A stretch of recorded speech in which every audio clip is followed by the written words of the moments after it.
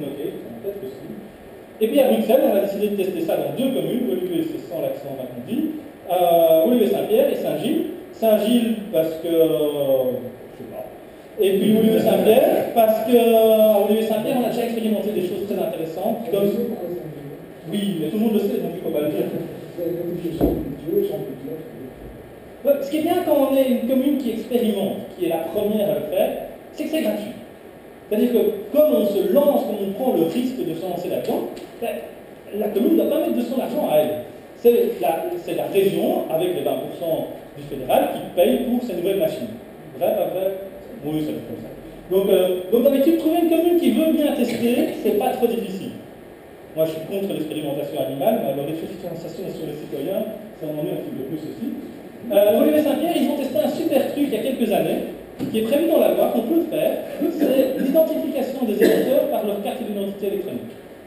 La chose la plus ennuyante quand on est assesseur dans un bureau de vote, pas assesseur du comté, assesseur dans un bureau de vote, c'est qu'il faut faire la liste des gens qui étaient présents ou pas présents. Donc on a 2 listings et on met une petite croix, on prend le nom, le prénom, on retrouve et chacun met sa petite croix.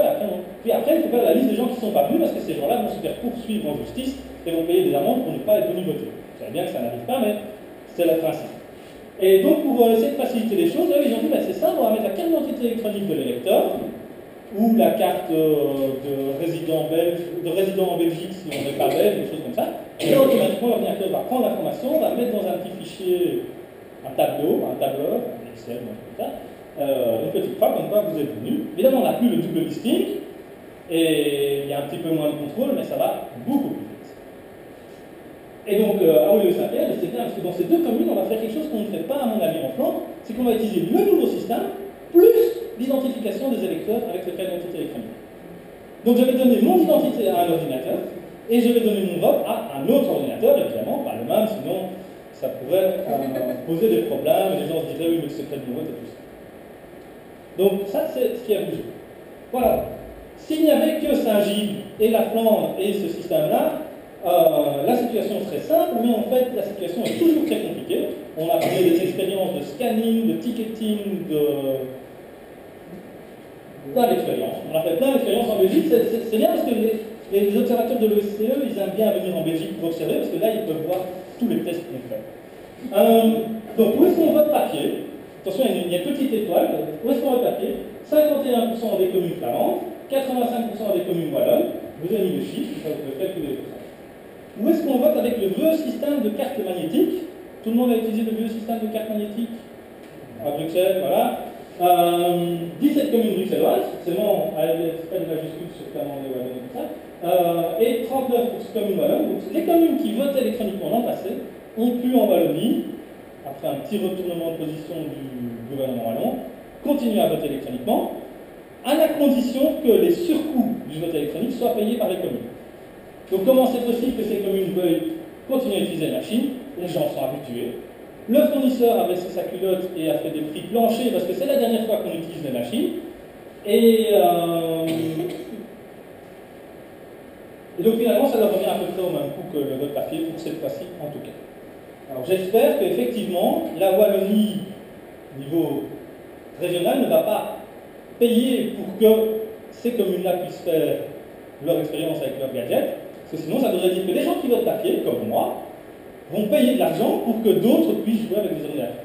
Donc pour les élections communales, c'est un peu moins grave, parce que ce qui se passe dans la commune de Jurbise ne me regarde pas trop, mais si quelqu'un dans ma province vote électronique et influence le résultat de la province, moi ça me regarde en tant qu'électeur de ma province. Ce qui n'arrive pas dans ma province, je vous rassure, donc moi je suis vraiment un droit dont ne vote pas électronique. Et bien on a le nouveau système hybride, qui a été réfléchi, pensé par les universités belges en 2007, suite à un rapport qu'on leur a demandé, qui est sorti avec un peu de retard en 2008. Ils ont analysé plein de systèmes qui ne convenaient pas, en expliquant pourquoi ils ne convenaient pas. Ils n'ont pas analysé le vote papier parce qu'ils n'ont pas pensé que tiens, on pouvait comparer nos systèmes à un truc qui existe et qu'on connaît et qui est utilisé dans beaucoup de pays. C'était pas la commande. Donc quand on fait une étude comme ça, il y a quelqu'un qui fait un comité d'accompagnement, qui regarde que l'étude réponde bien à ce qu'on a demandé, qui peut corriger certains petits trucs avant que ce soit officiellement publié. Et donc on voit quand même que c'est un petit peu dirigé. C'est-à-dire que quand on discute avec certains universitaires qui ont fait cette étude, on leur dit mais pourquoi vous avez fait ça? Ah oui, on a fait ça, c'est le ministère qui voulait que machin. Ah, mais vous n'avez pas dit que c'était le ministère qui voulait, vous n'avez pas dit que c'était pas possible de faire ça. Et puis voilà, donc ce système, c'est la volonté du ministère de l'Intérieur, des régions qui poussent, comme par exemple la Flandre, et ce que les universitaires ont pu sortir de ce qu'ils ont. Donc 49% des communes flamandes, informatisées, donc voilà, toutes celles qui utilisaient le vieux système de carte magnétique, on a jeté les machines, et ils sont partis avec ce nouveau système qui arrive dans des grosses caisses, et ils débaillent, ils installent, ils détestent, voilà. Et nos deux communes bruxelloises. Alors, petite subtilité, le vote bivoting hybride, sympathique, je ne sais pas comment il faut l'appeler, avec ce petit ticket là, mais pas le ticketing, parce que ça c'est l'autre ancien système qu'on a testé. C'est pas la même loi électorale en France et à Bruxelles, et il y a des petits détails de mise en œuvre qui changent. Et puis alors, la dernière nouveauté des nouveautés, qui est arrivée très discrètement, on n'en a pas beaucoup parlé dans la presse, parce que le citoyen ne le verra pas pour la plupart, c'est le système de dépouillement assisté par ordinateur. Donc dans les communes où on vote papier, les 51% des communes flamandes et 85% des communes wallonnes, il y en a quelques-unes, très peu en France, beaucoup plus en Wallonie, et dans les cantons, donc vous savez qu'il y a deux élections, plus le CPAS, plus le district en France, de l'autre côté de l'Anvers. Donc il va y avoir des bureaux de comptage de bulletins pour les communes et pour les cantons qui vont utiliser des ordinateurs pour aider à l'encodage, aider au dépouillement.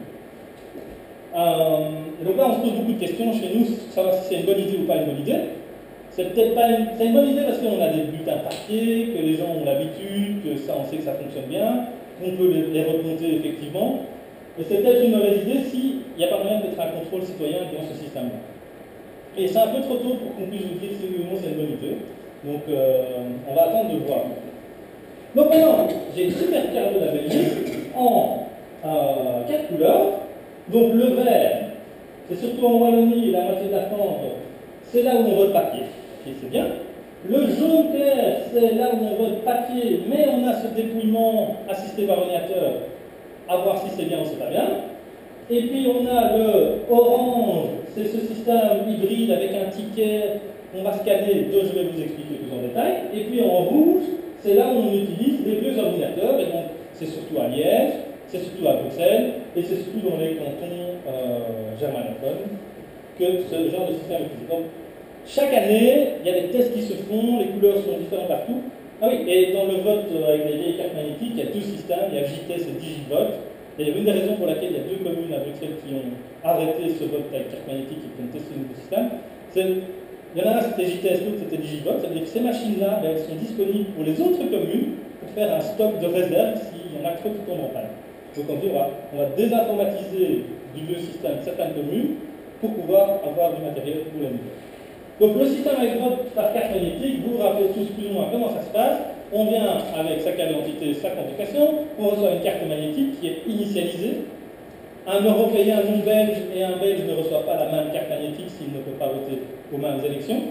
On va dans un ordinateur qui est dans un isoloir, on la met dans l'ordinateur, on prend un crayon optique, on clique, on n'appuie pas trop fort sur mon casque privé qui se trouve sur l'écran, et puis on choisit sa langue, parce qu'on est à Bruxelles, puis on choisit pour quel parti, pour chacune des élections, on choisit un ou plusieurs candidats, tête de liste comme on veut. À la fin, on voit sur l'écran, exactement la même façon qu'on a voté son vote, on dit je confirme, c'est bien ça que je voulais, et puis la carte ressort, et dans cette carte, on vous dit que votre vote se trouve dedans. On vous dit même que si vous remettez la carte dans le même ordinateur, celui-ci va vous remontrer le contenu de la carte pour bien vous garantir que effectivement votre vote est bien. Et puis après on va dans l'urne, on met dans l'urne, l'urne l'avale et compte les votes, et puis après il y a des disquettes qui s'échangent. Alors le nouveau système c'est un peu plus compliqué. Si je commence par le ticket, ça ne va pas être terrible. Ailleurs. Donc, dans le nouveau système, comment ça se passe? D'abord, vous arrivez, vous donnez votre carte d'identité. À Saint-Gilles, presque sûrement, ils vont mettre la carte d'identité dans un lecteur de carte d'identité pour pouvoir noter que vous êtes venu. Comme ça permet d'avoir un assesseur en moins plutôt que des personnes qui mettent des petites croix sur un listing papier. Ensuite, on vous donne une carte. On va essayer de trouver cette carte. Une carte à puce comme ça, comme votre carte de banque, quelque chose comme ça. Et cette carte puce, c'est votre C'est votre token, c'est votre clé pour pouvoir voter une fois. Et évidemment, si vous êtes